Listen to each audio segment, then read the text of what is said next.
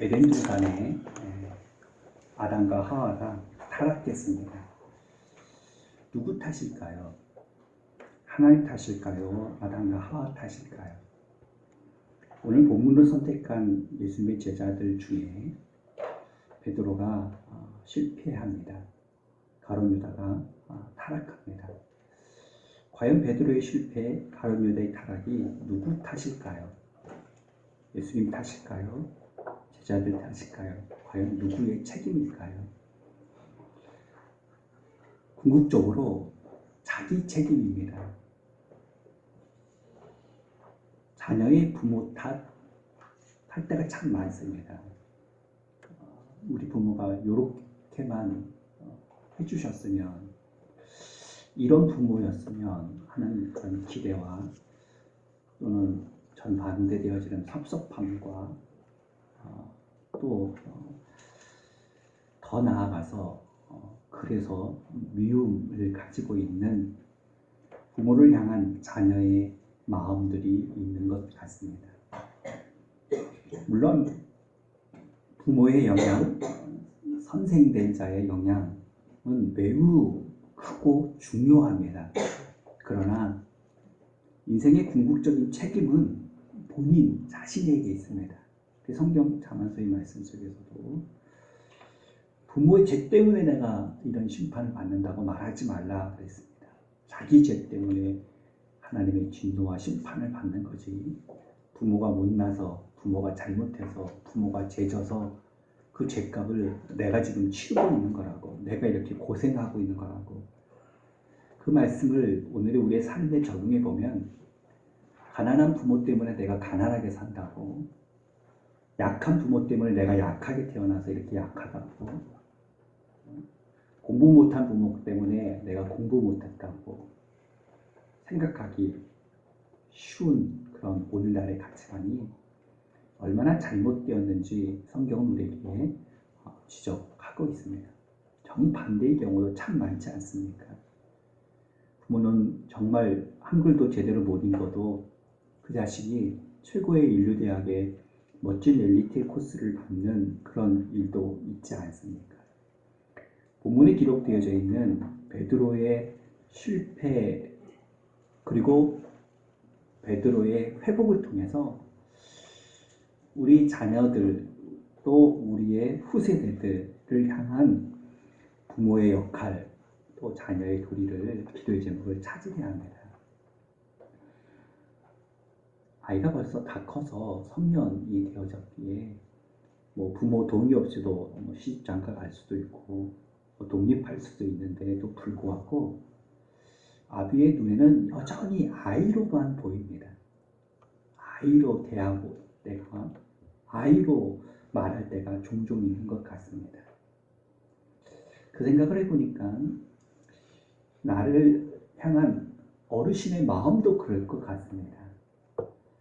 이제 장성하여 얼마 있으면 한갑이라는 나이가 되어질 그런 벌써 50의 중순의 나이가 됐음에도 어르신의 눈에는 아직도 내가 보호해줘야 될 아들, 내가 지켜줘야 될 아들, 내 도움이 필요한 아들로 바라보고 대하지 않을까라는 생각을, 내 자식을 바라보는 이미 장성한 청년이 됐는데도 불구하고 아이로 보여지는 내 시선을 통해서 나를 향한 부모의 시선이 그렇지 않을까라는 생각을 해봅니다. 정말 그런 것 같습니다. 그게 부모의 마음이고 그게 어른의 마음이고 그게 먼저 된 세대의 마음인가 봅니다. 비록 도울 수 있는 재력이나 건강이나 모든 것이 부족해도 그래도 어떻게 하면 도움이 되어질까라는 그런 마음이 어르신의 마음이 아닐까 생각해 봅니다. 그런데 때가 있는 것 같습니다. 할 수 있는 때가 있고 가능한 방법이 있는 것 같습니다. 아무리 내 눈에 아직도 아이로 보인다 할지라도 이제 장성한 아이를 향하여 회초리 가져오라 그러고 회초리를 들고 때릴 수는 없는 일이지 않겠습니까? 가능한 일이 아니겠죠. 그 교육의 방법이 결국 교육이 되지 않겠죠. 할 수 있을 때가 있고 가능한 방법이 때가 있는 것 같습니다.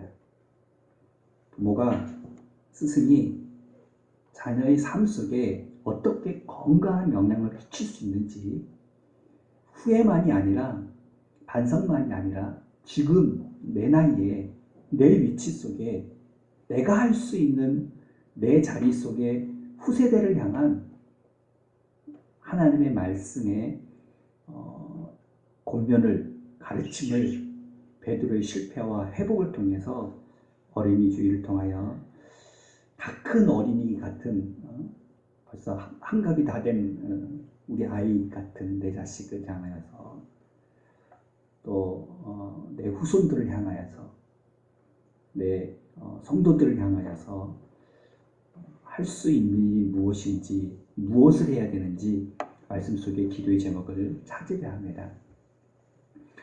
첫째, 이 베드로의 실패 이유는 우리 자녀들의 실패 이유는 비교의식에 의한 실패였습니다.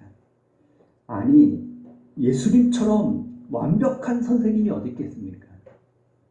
예수님처럼 완벽하게 가르쳐준 그런 윗사람이 어디 있겠습니까? 우리야 참 모자라서 못 가르쳤고 본을 보여주지 못했다 할지라도 예수님이야 완벽하게 본을 보이지 않았겠습니까? 완벽하게 가르쳐주지 않았겠습니까? 그런데 왜 베드로는 실패하고 왜 유다는 실패했을까요? 과연 예수님 탓일까요? 신앙생활 잘하는 저와 여러분에게도 참 이런 아픔이 있습니다. 내 신앙 잘 본받아서 내 신앙보다 더 멋지게 신앙생활하는 우리 자녀들의 모습을 보면 뿌듯뿌듯할 것 같은데 내가 도대체 뭘 잘못 보여서 이렇게 옳고 바른 신앙의 길을 뒤따라오지 못하는지 때로는 한숨이 되기도 하고 때로는 애통이 되기도 하고 때로는 눈물이 되어지는 그런 아픔이 있는 부모된 우리, 선배된 우리, 목사된 지도자된 우리의 마음일 때가 있을 것 같습니다. 그게 심하다 보면 막 자학하게 되고 비관하게 되고 스스로를 향하여서 존재에 대하여서 막 아파하는 경우까지 생기는데요. 말씀을 시작할 때 이렇게 말씀을 시작했습니다. 과연 아담하와의 타락이, 우리 자녀의 타락이 과연 내 탓일까요? 우리 자녀 탓일까요? 궁극적으로 자기 자신의 탓, 자기 자신의 책임이라고 말씀을 시작했습니다. 그 이유는 오늘 본문의 베드로는 자녀의 실패의 이유는 어떻게 회복을 도와줘야 되는가 하면 왜 실패했는지를 알아야 그 실패를 딛고 승리할 수 있는, 회복할 수 있는 길을 찾을 수 있지 않겠습니까? 부모가 죄책감만 머물러서 되어지는 게 아니고 내 탓이요 내 탓이요 아무리 가슴 아파해봐야 죄책감 속에 사로잡혀 살아봐야 자녀를 회복시키는 영향을 주는 게 아니라 실패한 이유를 찾아야 원인을 찾아야 쓴뿌리를 찾아야 되는데 이 베드로의 실패의 원인은 완벽한 선생님, 완벽한 어른인 예수님 앞에서도 밑에서도 배움 앞에서도 실패하고 타락할 수밖에 없었던 것은 본문 속에 베드로의 고백을 들어보면 마가복음 14장 29절 말씀에 보면 베드로가 이렇게 고백합니다. 나를 위하여 십자가를 지고 갈 수 있느냐라고 물을 때 베드로가 하는 말이 주위에 있는 요한, 야고보, 안드레 걔들은 예수님 버릴 줄 몰라요. 그런데 나는 안 버려요. 요한도 버리고 야고보도 버리고 안드레는 또 버릴 수 있을는지 모르지만 다 버릴 수 있을는지 모르지만 나는 절대 안 버립니다 라고 말합니다. 굉장한 의지와 각오가 고백되어져 있는 것 같잖아요. 근데 이 베드로의 성격을 다시 한번 소개해 볼게요. 요한복음 21장 21절 22절에 보면 예수님께서 베드로를 찾아오셨습니다. 부활하신 예수님을 향하여서 복음 증거하며 살았던 베드로의 삶이 아니라 다시 고기 잡으러 가겠다고 세상으로 간 이 베드로에게 예수님이 찾아오셔서 그 고기로 조반을 먹이시면서 내 양을 먹여라, 내 양을 치라, 제자 삼아라 라고, 내가 나를 사랑하느냐 라고 물으시면서 최후의 부탁, 최후의 명령, 최후의 가르침을 하셨습니다. 그리고 내가 최후에는 영광스러운 죽음을 보리라고, 순교하게 되리라고 예언의 말씀도 그의 장래의 모습도 선포했습니다. 그랬다면 최선을 다해 살겠습니다, 이렇게 살다가 순교하겠습니다 라고 하면 될 텐데, 베드로가 뭐라고 고백하냐면, 요한을 바라보면서 이 사람은 어떻게 되겠습니까? 라고 묻습니다. 철저하게 이 베드로의 성격이 변하지 않고 있습니다. 그 성격은 남과 비교하는 겁니다. 하나님이 독대하여 내게 사명 주면, 은혜 주면 하나님과 독대하여 그 사명 받으면 되는데, 옆에 있는 친구들, 옆에 있는 형제들, 옆에 있는 라이벌에게 나는 십자가 지고 죽어요? 순교해요? 그러면 요한은요? 예, 알겠습니다. 순교할게요. 순교하겠습니다. 해야 될 텐데, 이 베드로의 타고난 성격은, 참 변하지 않고 있는 성격은 강한 비교의식의 사람이었던 겁니다. 즉 주변 사람을 의식하고 살았던 겁니다. 그래서 제가 할게요 떠들고 앞서고 들레고, 나를 따르라 라고 먼저 바다에 뛰어들고, 결국 자아상이 병들어 있었던 겁니다. 비교의식의 삶을 살면 참 피곤합니다. 참 좌절이 많습니다. 또 한편 교만하게 되어집니다. 자아상이 병든 두 가지 형상은 바로 열등감에 빠지든지 우월감에 빠집니다. 스스로 내 탓이라고 막 자학하든지, 스스로 내 탓이라고 교만하여서 박수받고 상받고 칭찬받기를 좋아하든지,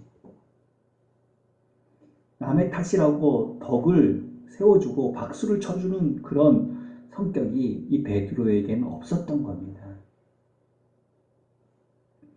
동전의 양면과 같아서 이 우월감하고 이 열등감은 어디로 떨어지느냐, 어떤 상황에 따라 한편으로는 우월감으로 나타나고 한편으로는 열등감으로 나타나는 겁니다. 감정이 죽고 뜻한다 이런 표현 하잖아요. 그 열등감의 표현이 우월감이라는 겁니다. 열등감을 갖추려고 잘난 채 우월감에 포장을 한다는 겁니다. 그러니까 막 우월감에 빠져 있는 사람들의 속감정을 보면 한편으로는 굉장한 자신의 열등감을 가지고 살아가고 있다고 합니다. 이 베드로가 저는 안 버려요 라고 강하게 얘기한 이유가 바로 주님을 버릴 수 있는 가능성의 베드로 자신을 잘 알고 있기 때문입니다. 그 마음속에 있었기 때문에 그 두려움을 덮으려고 허세를 부리면서 오히려 우월의식 속에 소리를 지르고 외치고 다 버려도 맹세합니다. 손에 장을 지십시오. 나는 안 버려요. 이런 비교의식 속에 결국 실패할 수밖에 없었던 겁니다.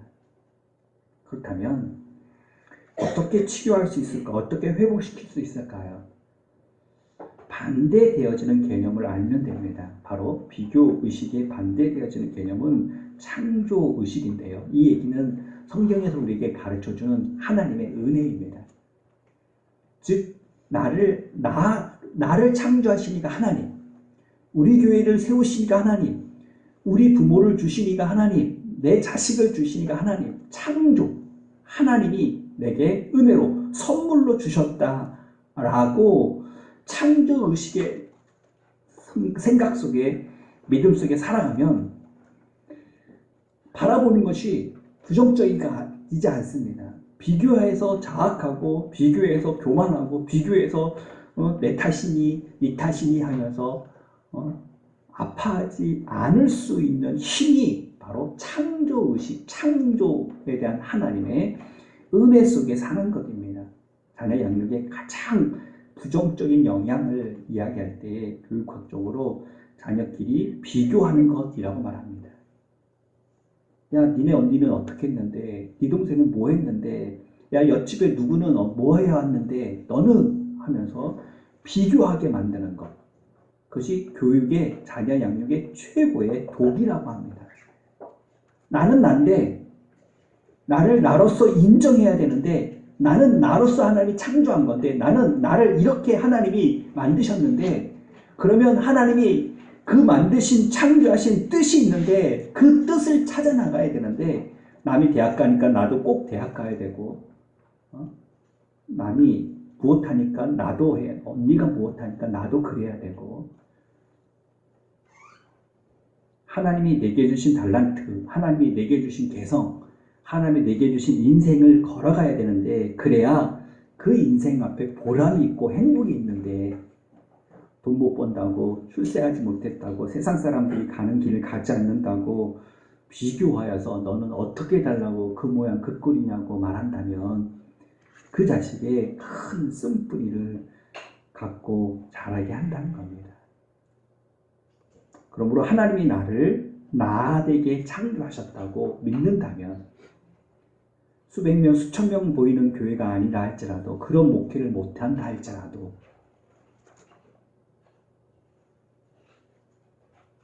내 자식이 세상 앞에서 많은 돈을 벌어오지 못한다 할지라도, 세상에 어디 나가서 자랑할 만한 것이 내 자식이 이래요 하고 세상 사람들처럼 자랑할 만한 것이 없다 할지라도, 내 자식이란 이유 하나만으로도 하나님이 내게 준 선물이라는 하나님의 그 은혜를 생각한다면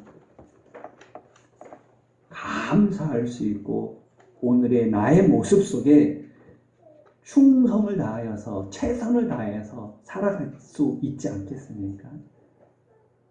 그러므로 모두 서로 다르다는 것을, 나는 나라는 것을, 하나님이 나를 향한 계획과 섭리가 있다는 것을 인정하는 창조의식이 우리 후세대를 위하여 그들이 회복할 수 있는, 그들이 치유받을 수 있는 은혜임을 믿고, 독이 되어지는 비교가 아니라 약이 되어지는 창조의 신앙이 저와 여러분의 믿음의 신앙이 되어지고, 그 영향력을 우리 후세대에게 심어줄 수 있는 믿음이 되기를 예수님 이름으로 축원을 드립니다. 아멘. 두 번째, 이 베드로의 실패의 원인은 소극적인 신앙 때문이었습니다.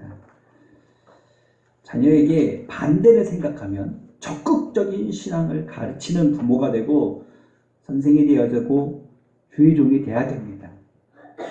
소극적인 신앙생활, 그것은 결국 베드로를 실패하게 했습니다. 신앙생활이 적극적으로 앞장서고 열심을 내야 되는데, 그런데 베드로는 요한복음 22장 54절 55절의 말씀을 보면 예수님의 십자가에 달린 그 현장 속에서 무리들과 함께 섞여서 불을 쬐고 있었습니다.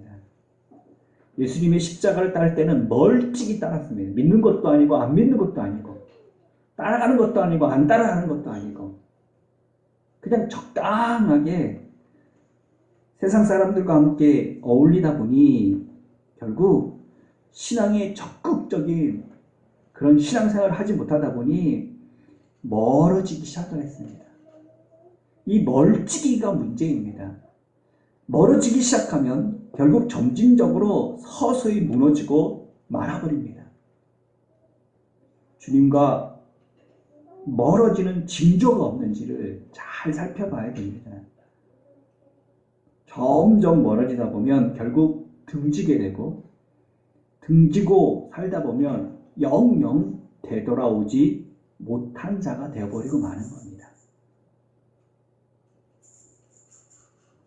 신앙의 소극적인 후퇴를 통하여서 에이 한 번 뿐인데 뭐 시험 때니까 에이 그럴 수 있지 뭐 하면서 신앙 안에서 예배를 후퇴하고 주일 정수를 후퇴하고 적당하게 신앙생활에 멀어지기 시작하면 어느 순간에 그 멀어짐이 당연하고 그 멀어짐이 등돌림이 되어져 버리고 등돌림이 영영 못 돌아오게 되어지는 신앙의 몰락을 가져오게 되어집니다.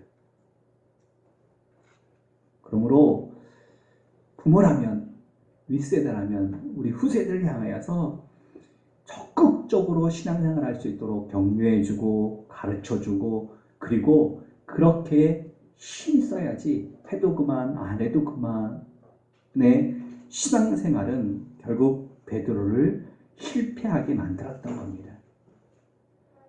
이왕 기도하는 거면 기도 시간에 기도해야죠. 이왕 찬양하는 거면 찬양 시간에 찬양해야죠. 기도 시간에는 졸고 찬양 시간에는 딴짓하고 예배 시간에는 예배드리고 여러분이 다 돌아간 다음에 뒷정리를 하면서 참 마음 아플 때가 있습니다. 주보에 오고 가는 대화들이 기록되어져 있고 그 예배 드리는 말씀 듣는 시간이 지루해가지고 그 시간을 어떻게든 보내기 위해서 온갖 낙서한 그런 그것도 주보에 해놓은 모습들도 있고 이왕 예배 드리러 왔으면 적극적으로 예배 드려야죠. 하나님의 말씀에 귀 기울이고 하나님 앞에 예배 생활에 이왕 예배 드릴 거면 시간 전에 찬양하고 마음 문 열고 기도 문 열고 그리고 말씀 들어야죠. 예배 다 지나고 나서 끝나기도 전에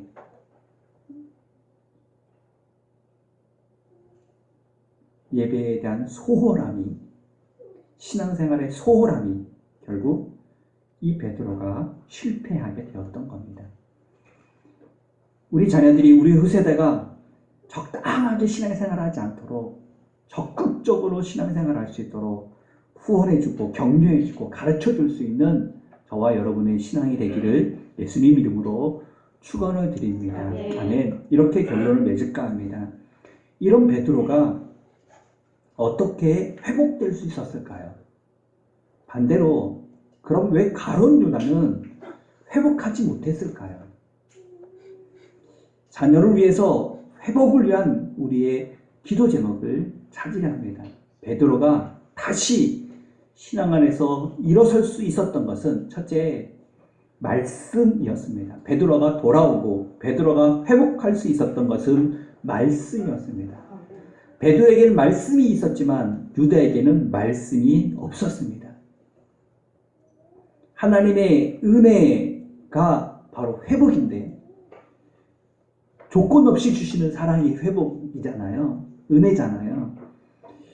실패했음에도 불구하고 그러면 끝 해버린 게 아니라 실패한 자녀를 손 내미는 게 부모인 것처럼 회복시킬 수 있는 하나님의 은혜의 역사는 첫째 말씀이 있었기 때문이었습니다. 베드로가 돌아왔던 것은 말씀이 생각나서라고 말하고 있습니다. 부모가 자녀에게 해줄 수 있는 가장 중요한 일은 우리 아이가 말씀이 생각날 수 있게 그 말씀이 생각날 수 있게 가르칠 수 있는 때가 있고 가능한 방법의 때가 있다는 겁니다. 그래서 어릴 때일수록 말씀 암송을 많이 시키라 그러고 가정예배가 너무 중하다 그러고 이제 다 커서 가정예배 드리려니까 이제 되게 힘들잖아요. 뭐 시간도 안 맞고요. 모일 수 있는 방법도 찾기 어렵고요. 근데 되돌아만 갈 수 있다면 애가 태어났을 때부터 가정예배 드릴 수 있는 우리 가정의 신앙의 문화가 되어져서 때마다 예배 드리고 때마다 모일 수 있었다면 우리 아이들에게 얼마나 많은 신앙의 뿌리가 박혔을까. 분갈이를 해보겠다고 고추를 심어보겠다고 화분을 정리하는데요. 우리 같으면 그냥 이렇게 심으면 되는데, 어르신은 모든 화분을 다 가져다가 모든 흙을 다 쏟아다가 모든 흙을 다 섞어다가 그리고 다시 다 나눠다가 그러고 나서 이제 고추를 심으시던데요.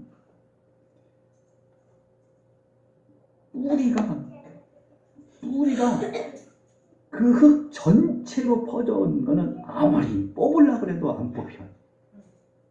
근데 겉에는 막 어마어마한데 그냥 쑥 빠져버려요. 안에는 다 스티로폴에다가 뿌리는 하나도 없고 겉모양은 너무너무 큰데 흙이 없는 그곳에 흙인 척 큰 그릇 속에 담겨져 있는 그 뿌리 없는 거는 톡 건드려 보니까 쑥 빠져버리더라고요.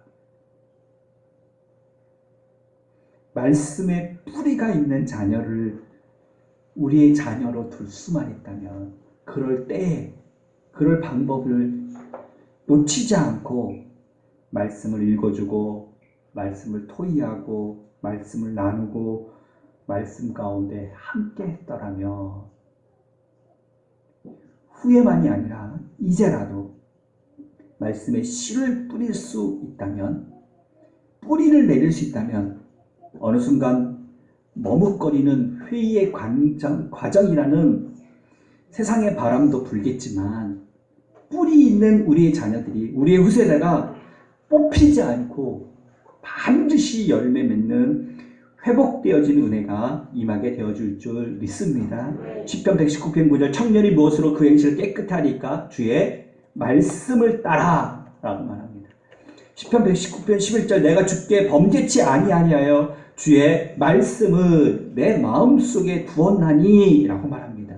이제라도 할 수만 있으면 가정예배 드릴 수 있도록 아이들에게 후세대에게 말씀을 읽어주고 말씀을 들려주고 말씀을 나누고 말씀을 묵상하고 말씀을 가르칠 수 있도록 자녀들의 마음속에 말씀이 씨앗이 뿌려질 수 있도록 부모된 자의 책임을 다할 수 있는 저와 여러분 되기를 그리하여 회복되어지는 우리 자녀들이 되기를 예수님 이름으로 축원드립니다. 아멘. 두 번째, 자녀에게 생명을 불어넣는 두 번째 방법은 회복시키는 두 번째 방법은 바로 기도였습니다. 베드로가 실패했을 때 예수님의 중보기도 시몬아 사단이 밀가부를 타내고 너희를 청구하였으나 그러나 내가 너를 위하여 내 믿음이 떨어지지 않기를 기도하였으니 너는 돌이킨 후에 내 형제를 굳게 하라 라고 말합니다.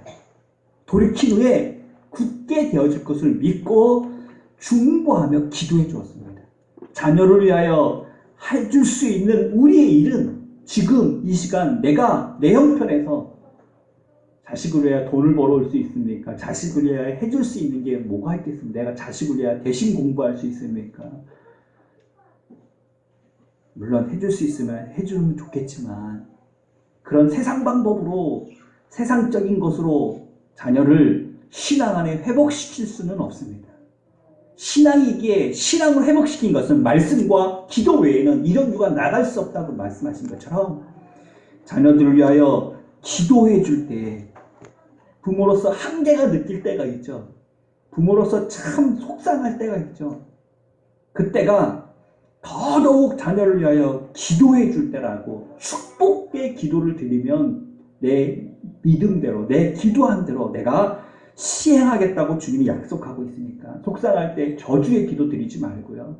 속상할 때 포기의 기도 드리지 말고요. 속상할 때 힘들 때 오히려 하나님 앞에 축복의 기도를 드려줄 때 사단이 너를 밀가부듯이 하는구나. 그러나 내가 너를 위하여 기도하오니 내 믿음이 떨어지지 않도록 기도하니 내가 돌이킨 후에 내 형제를 굳게 하라 라고 말한 것처럼 세상 앞에서 사단 앞에서 흔들리고 있는 자녀를 할지라도 나의 피눈물이 되어지는 자녀를 할지라도 기도해 줄 때 축복 기도해 줄 때 반드시 하나님이 회복시키시는 은혜로 응답해 주실 줄 믿습니다. 아멘. 세 번째,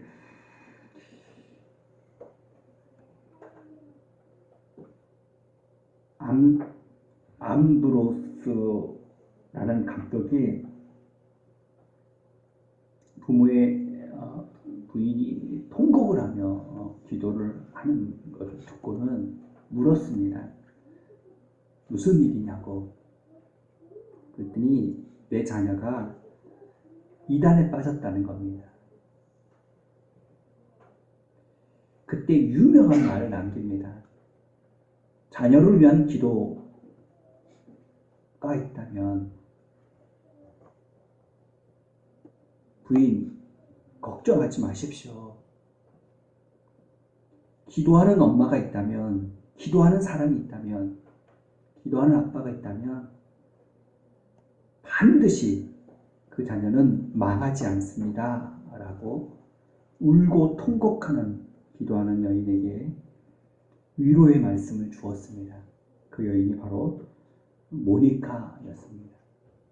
그렇게 이단에 빠져서 아파 눈물로 기도할 수밖에 없었던 그 아들이 바로 어거스틴이었습니다.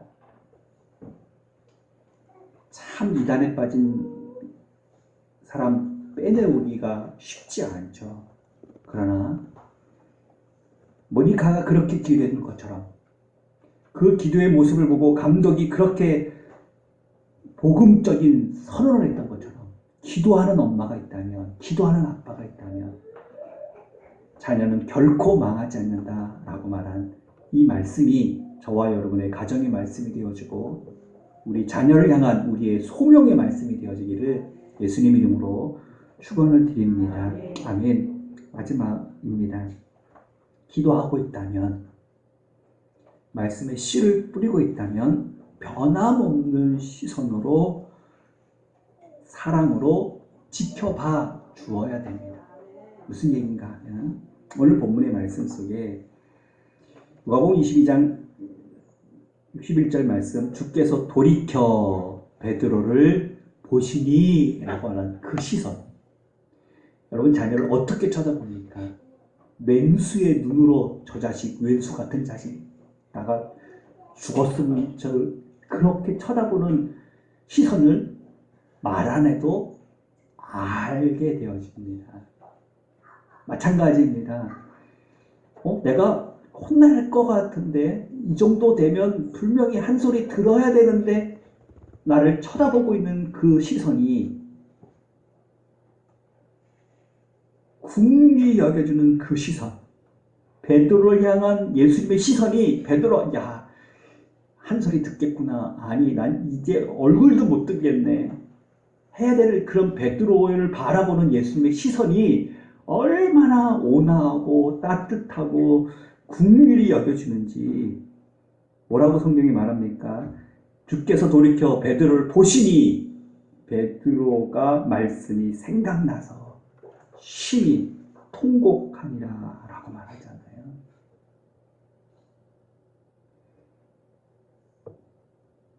우리의 시선이 주님의 시선처럼 바라볼 수 있다면, 왜? 두 아들이 있는데 하나들은 허랑방탕하고 하나는 집안에서 열심히 아버지 앞에 충성하고 집안일 하잖아요. 그런데 그 돌아온 아들을 향하여 바라보는 아버지의 시선하고 돌아온 아들을 바라보는 형의 시선하고는 천국과 지옥이었잖아요. 저와 여러분이 주님 안에서 예수님의 시선처럼 여전히 변함없이 아무리 피눈물이 나도, 아무리 속상해도, 아무리 내 기대에 어긋나도 내 가르침 속에 반대의 길을 걷고 있어도 그 기대 속에 실망의 실패의 모습이라 할지라도 변함없이 여전히 애정의 사랑의 눈으로 시선으로 바라볼 때 예수님이 그 시선 앞에 베드로가 이렇게 느끼지 않았을까요? 사랑하는 아들아, 나다. 내가 내 곁에 있지 않느냐? 내가 너와 함께 하지 않느냐? 내가 너를 사랑한다. 그때에 울음이 나오지 않을까요? 통곡이 나오지 않을까요?